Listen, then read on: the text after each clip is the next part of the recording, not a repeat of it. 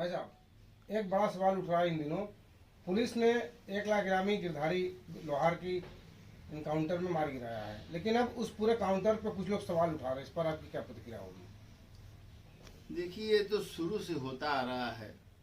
जब 1977 में 77 के दशक में बहुत बड़े नामचीन अपराधी रहे लल्लू सिंह का इनकाउंटर हुआ था, और उस समय वाराणसी के तत्कालीन वरिष्ठ पुलिस अधीक्षक श्री बीपी सिंह थे और सियाल साहब डीआईजी हुआ करते थे।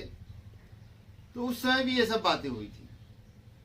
तो कुछ लोग, देखिए, दो तरह के, दो मत के लोग हैं, तीन मत के मान लीजिए। एक तो कानून में विश्वास और आस्था रखते हैं, जैसे हम हैं, जैसे लखनऊ पुलिस है, ईमानदार है, कर्तव्यनिष्ठ है। डीके ठाकुर साहब को मैं जानता हूँ, भली भांति मैं जानता हूँ कि कर्तव्यनिष्ठ ईमानदार अफसरों में उनका नाम है।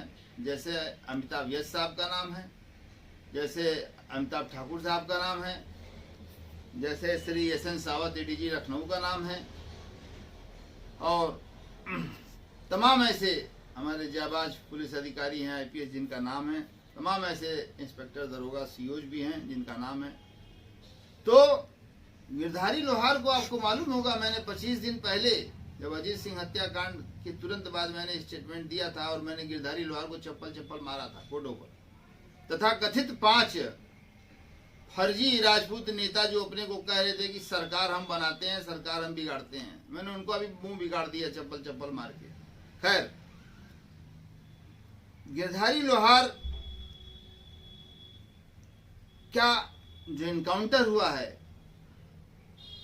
उसका हम समर्थन करते हुए Lucknow police commissioner Shri DK Thakur और डीसीपी संजीव सुमन और एसीपी लखनऊ माननीय नीलाब्जा चौधरी साहब और ADG Lucknow, ADG range Lucknow Shri SN Sawat साहब के साथ ही साथ मैं इस एनकाउंटर में शामिल अपने पुलिस के नौजवानों, पुलिस के जवानों एवं जाबाज दरोगाओं को भी मैं ससम्मान देते हुए उनका हौसला बुलंद करने के लिए मैं ईश्वर से प्रार्थना करता हूं कि ऐसे ही सोच उनकी बनी रहे, ताकि इस देश में माफियावाद खत्म हो, गुंडावाद खत्म हो।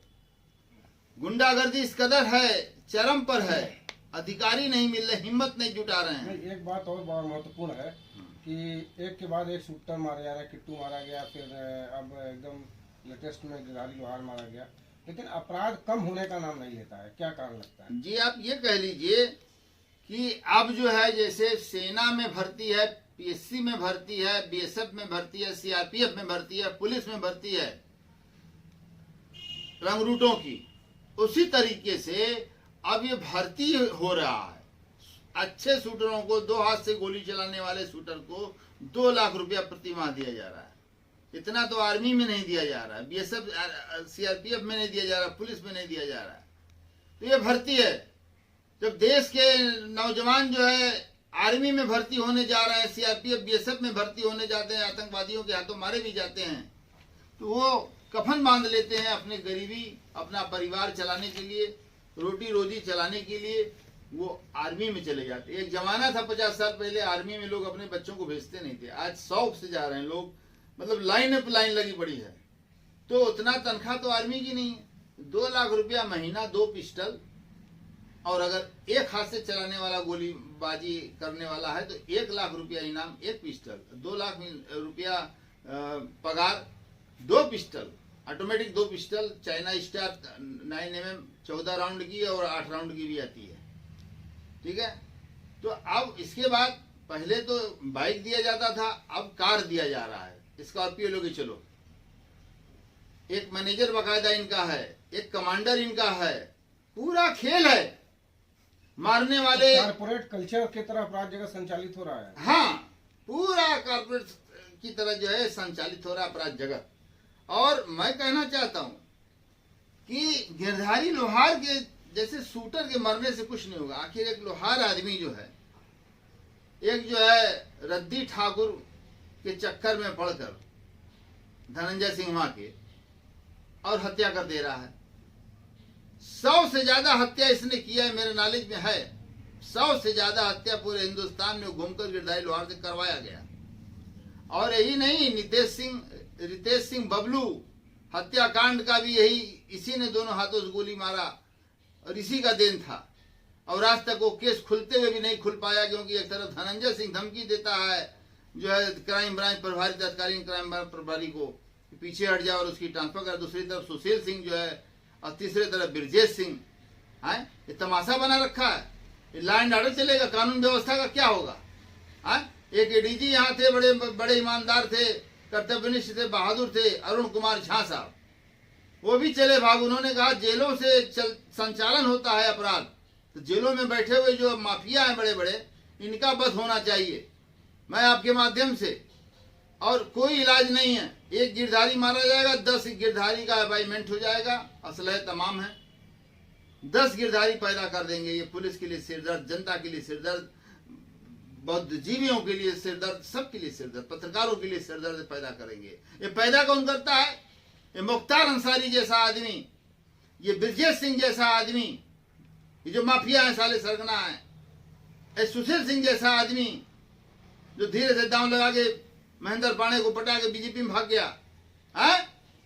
ऐसे लोग, सुभाष ठाकुर जैसा आदमी, ऐसे लोगों को पुलिस जब मारेगी, कैसे मारेगी? कहां से मारेगी? जेल में बंद है, जेल के अंदर से अपराध करा रहे हैं। बीएचयू साला जो है शरणगाह बना हुआ है। बनारस हिंदू यूनिवर्सिटी जो महामना पंडित मदन मोहन मालवीय के खून पसीनों से बनाया गया, आज वहां शरण स्थली है बदमाशों की। 5 लाख महीना दे रहे हैं, पूरा रंगदारी उछलवा रहे हैं, पूरा गैंग चला रहे हैं। एयर कंडीशन कमरा मिल रहा था। वाइस चांसलर देख नहीं रहा है का? क्या कर रहा है वाइस चांसलर बीएचयू का? क्या कर रहा है डायरेक्टर जो है बीएचयू का? क्या कर रहा है सुपरिटेंडेंट ऑफ मेडिकल? क्या कर रहा है हेड ऑफ डिपार्टमेंट? क्या कर रहा है? बीएचयू को सालों ने बेच दिया। निंदा करता हूं मैं, और मैं आपके माध्यम से पूरे देश की जनता को और अपने देश के कर्तव्यनिष्ठ पुलिस अधिकारी जो ईमानदार है, कर्तव्यनिष्ठ, बीडी पालसन जैसे आदमी की मैं बात नहीं कर रहा हूं, जो 1 नंबर का बेईमान डाकू और हत्यारा है BD Paulson. Mahesh Jaiswal bank कर्मी की हत्या करवा दिया। गुड्डू जायसवाल के कंफ्यूजन में वो मारा गया, फंसाना था हमको। ऐसा अधिकारी मैंने देखा ना जो जवाहर जायसवाल के लड़के के साथ घटना के 3 घंटा पहले ही व्हाट्सएप चैट कर रहा था। उसका पूरा चैट निकाल के मैंने रखा बीडी पालसन तत्कालीन सचिव वाराणसी का है। मैं घोषणा करता हूं, भगवान राम के रास्ते पर चलकर, भगवान कृष्ण के रास्ते पर चलकर, भगवान राम के रास्ते पर चलकर मैं रावण की तरह, बाली की तरह इन हरामजादों का मैं वध करूंगा, मैं मारूंगा।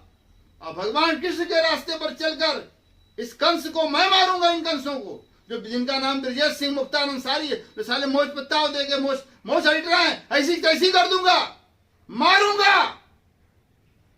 आज मेरे पास संसाधन नहीं है, मैं संसाधन बनाकर इनका वध करूंगा, और चाहे जो भी सजा मिले मैं लेने के लिए तैयार हूं, भुगतने के लिए तैयार हूं। लेकिन देश की जनता को सुख और शांति से जीने का मौका मैं देना चाहता हूं।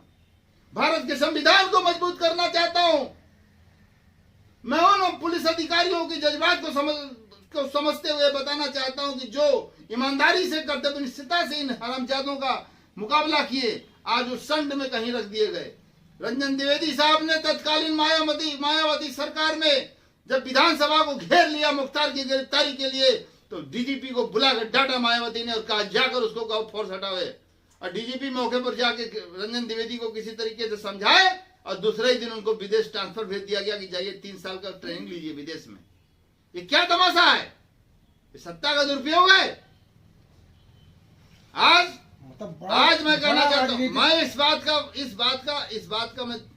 बात का मैं कायल हूं कि हमारे माननीय मुख्यमंत्री योगी आदित्यनाथ महाराज जी ये सही है कि अपराधियों के ऊपर टूट पड़ो, पुलिस से कहे टूट पड़ो, अपराध और अपराधी को हम पर अपने नहीं देंगे, लेकिन ठोको। लेकिन दूसरी तरफ महाराज जी के ही जनपद का रहने वाला हूं, गोरखनाथ मोहल्ले में मेरा जन्म हुआ है, गोरखनाथ मंदिर से मेरा वास्ता रहा है और आज भी है। मैं महाराज जी से ये कहना चाहता हूं कि पार्टी में जो कैडर बेस पार्टी है भारतीय जनता पार्टी, उस पार्टी के अंदर जो गंदी मछलियां आ गई हैं, सुशील सिंह के रूप में, विधायक के रूप में है, एमएलसी चंचल सिंह जो है, एमएलसी चंचल सिंह, इनके रूप में ये जो गंदी लोग आ गए हैं, इनको निकाल बाहर करना चाहिए, ताकि अन्य पार्टियों में और भाजपा में क्या अंतर है ये दिखना चाहिए।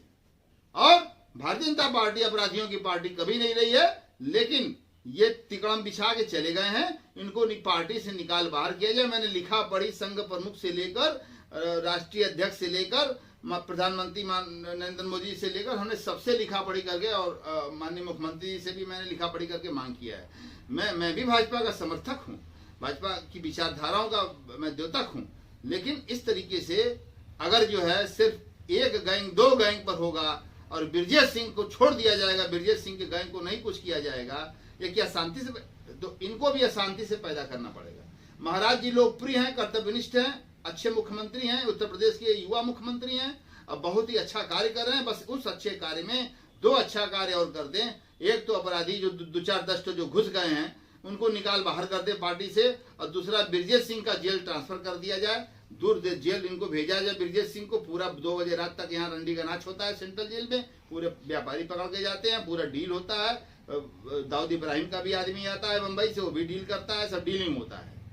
तो महाराज जी की इसमें बदनामी हो रही है, हमारे सरकार की इसमें जो है किरकिरी हो रही है जनता की नजर में। लिहाजा हम महाराज जी से गुजारिश करते हैं, माननीय नरेंद्र मोदी जी यहाँ के लोकप्रिय सांसद भी हैं, देश के प्रधानमंत्री जी भी से भी, और अमित शाह जी से भी अपील करता हूँ कि जो है ये गुंडे तत्वों को जो है इनके खिलाफ भी कार्रवाई हो, ताकि ये न लगे कि कार्रवाई एक पक्षी हो रही है। कार्रवाई गुंडा है, चाहे जिस भी पार्टी का है, चाहे जिस भी तरीके का है, गुंडा है, गुंडाई कर रहा है, करवा रहा है, तो उसका विरोध है, उसका विरोध करेगा सरकार, उसका नेस्तनाबूद करेगी। तो मैं ये चाहता हूं। और दूसरी बात, मैं लखनऊ पुलिस के ईमानदार जाबाज साथियों के साथ कंधे से कंधा मिलाकर खड़ा हूं। जहां भी मेरे जिस्म का लहू भी अगर चाहिए तो मैं देने को तैयार हूं। पुलिस का इकबाल बुलंद रहे, पुलिस का इकबाल बुलंद रहे, भारत का संविधान मजबूत अक्षुण्ण रहे, और हमेशा न्यायपालिका मजबूत रहे।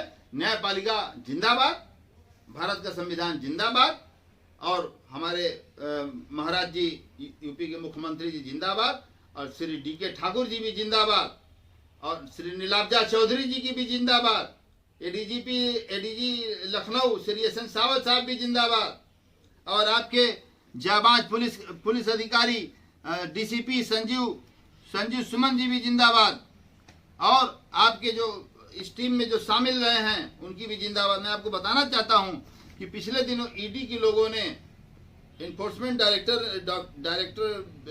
डायरेक्टरेट विभाग ने इनको गायत्री प्रजापति पूर्व मंत्री को लिया था रिमांड पर कोर्ट से। उसमें उसने सब कुछ उगल दिया, सारा बेनामी ट्रांजैक्शन गायत्री प्रजापति का, ये पूरा जमीन का लेन देन, पूरा पैसा कहाँ लगेगा, कहाँ लगा है, किस कारोबार में लगा, ये सब धनंजय सिंह करता है। और ईडी ने इशारा भी किया अखबार में कि पूर्व सांसद एक है, लेकिन पूर्व सांसद का नाम लेने में ईडी के अधिकारी घबरा रहे हैं, थरथरा रहे हैं, कैसे काम चलेगा। उस पूर्व सांसद को भी गिरफ्तार करिए, पूछताछ करिए, और उसके जितना भी बेनामी ट्रांजैक्शन उठ के उसके दिमाग में, दिल में रखा हुआ है ये धनंजय सिंह के, वो बाहर हो। और मैं आपको बता दूं, सुल्तानपुर लखनऊ रोड पर 8 बीघे की लबे रोड पर कोठी है और पूरा रिसोर्ट है, वो इसने गायत्री प्रजापति ने इसको लिख दिया धनंजय सिंह को। तो धनंजय सिंह जो अपने को ये दिखा रहा था, और ब्रजेश सिंह अपने को दिखा रहे हैं कि साहब हम जो है मुख्तार के विकल्प हैं, मुख्तार अंसारी को हम ही मार सकते हैं, हम ही कुछ कर सकते हैं। अरे साले तुम क्या करोगे भड़ुआ, एक नंबर के साले चूहा बिलार कहेंगे, तू क्या करेगा धनंजय सिंह, तू क्या करेगा ब्रजेश सिंह, तेरी क्या हैसियत है? 25 साल तक तुम फरार रहकर उस रोड पर चलने वाले मुख्तार अंसारी का बाल नहीं बांका कर पाए, मार नहीं पाए। साले क्या गुंडे की बात करता है तू? कुछ करने की क्षमता है, देश के लिए मरने मिटने की क्षमता है जो राकेश नाइक में है। ये काम मैं कर सकता हूं और कोई नहीं कर सकता है।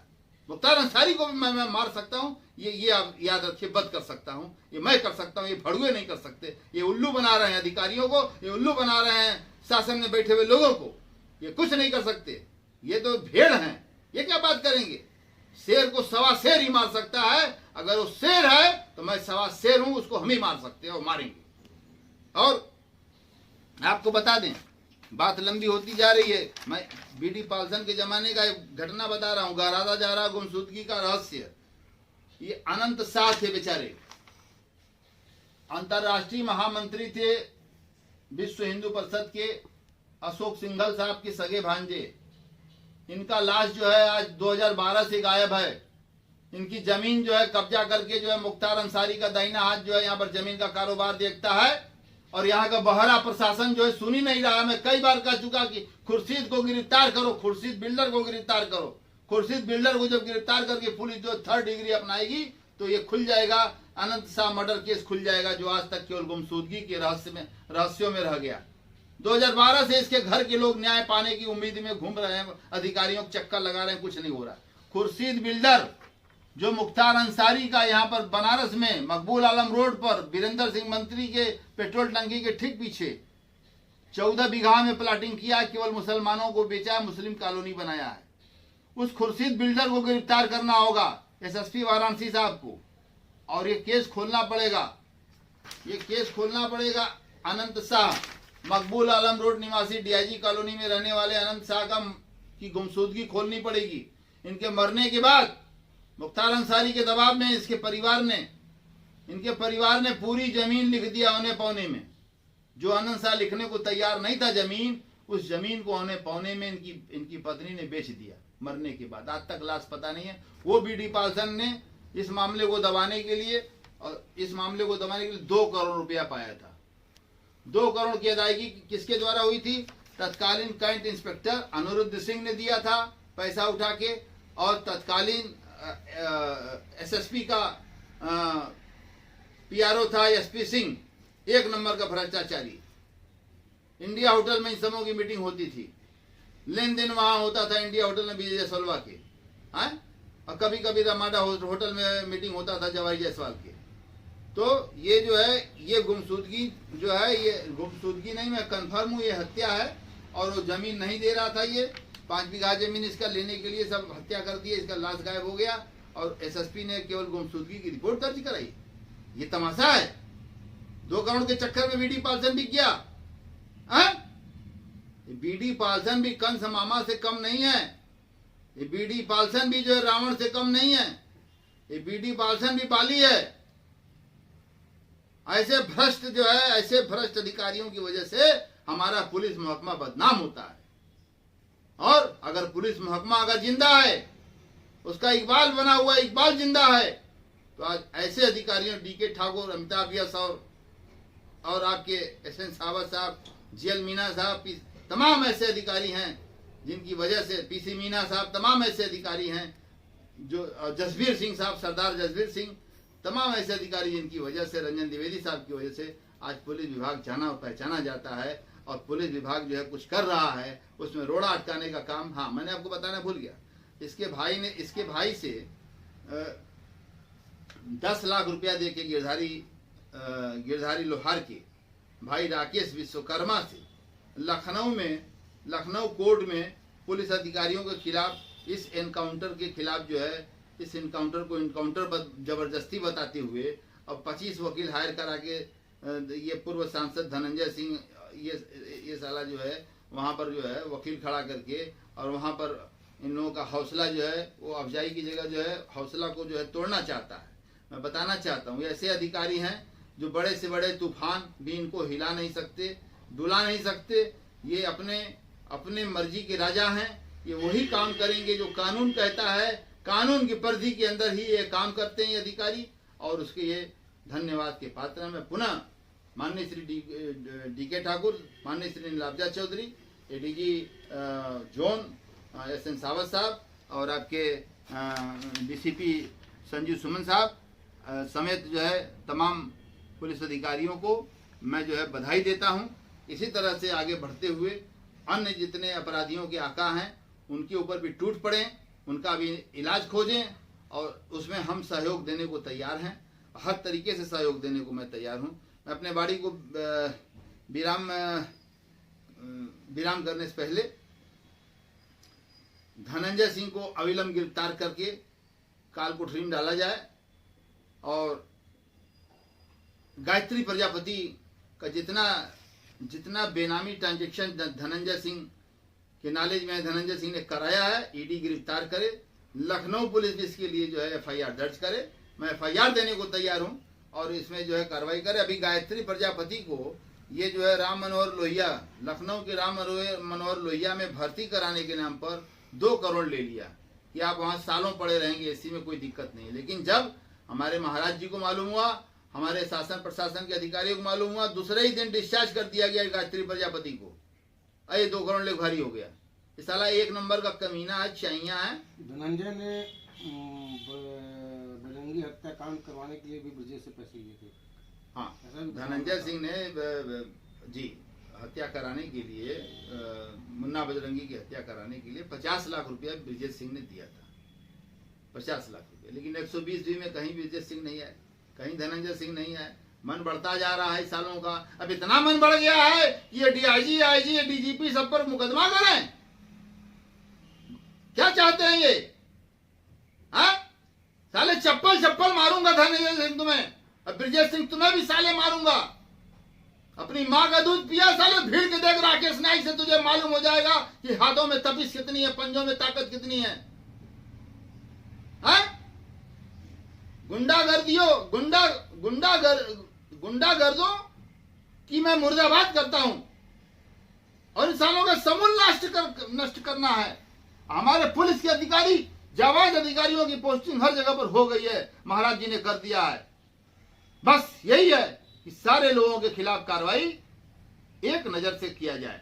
बस मैं यही कहना चाहता हूं। माननीय मुख्यमंत्री जी को सहृदय से मैं उनको जो है धन्यवाद देता हूं और इसी तरीके से जंगल मुक्त जो है समाज चाहिए। आज मुख्तार अंसारी क्या कारण है? हमारे मुख्यमंत्री जी से डर के और जाबाज ईमानदार अधिकारियों से डर के वो अपनी जान बचाने के लिए मार जो है एम्स से लेके और चंडीगढ़ PGI का कुछ फर्जी जो है मेडिकल जो है सब लगा रहा है, हैं? इतनी विवश हो गई है व्यवस्था, इतनी पंगु बना दिया है कि ऑनरेबल सुप्रीम कोर्ट में जाना पड़ा है सरकार को, वहां सुनवाई है कि मुख्तार अंसारी को साहब यहाँ महत्वपूर्ण मुकदमों में आ नहीं रहे और रंगदारी के मुकदमे में 3 साल से वहां बैठे हुए हैं और पंजाब की सरकार साथ दे रही है। क्या तमाशा है? तो मैं अपनी वाणी को विराम देते हुए, महात्मा गांधी अमर रहें, सरदार वल्लभ भाई पटेल अमर रहें, पंडित दीनदयाल उपाध्याय जी अमर रहे, पंडित अटल बिहारी वाजपेयी जी अमर रहें, डॉक्टर मुख्तार अहमद अंसारी महान स्वतंत्रता संग्राम सेनानी अमर रहें, नौशेरा बॉर्डर पे मारे गए ब्रिगेडियर उस्मान अमर रहें, नेताजी सुभाष चंद्र बोस अमर रहें, लाल बहादुर शास्त्री जी अमर रहें, डॉक्टर राजेंद्र प्रसाद अमर रहें, वीर अब्दुल हमीद अमर रहें, डॉक्टर संपूर्णानंद अमर रहें, महामना पंडित मदन मोहन मालवीय जी अमर रहें, सर सैयद अहमद खान साहब अमर रहें और मौलाना अबू कलाम आजाद साहब अमर रहें और राम प्रसाद बिस्मिल जी अमर रहें, लाला लाजपत राय अमर रहें, शहीद उधम सिंह अमर रहें, भगत सिंह, राजगुरु, सुखदेव अमर रहें, चंद्रशेखर आजाद जी अमर रहें और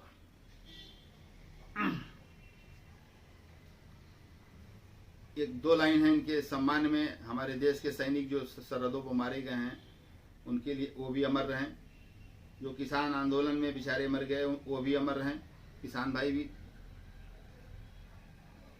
बहे खून मेरा चमन के लिए, बहे खून मेरा चमन के लिए, चमन के लिए मेरी जान जाए वतन के लिए, मेरी जान जाए वतन के लिए, हाँ मेरी जान जाए वतन के लिए। बहुत बहुत धन्यवाद। सत्यमेव जयते। भारत माता की जय। भारत माता की जय हो, भारत माता की जय हो, भारत माता की जय हो। सत्यमेव जयते।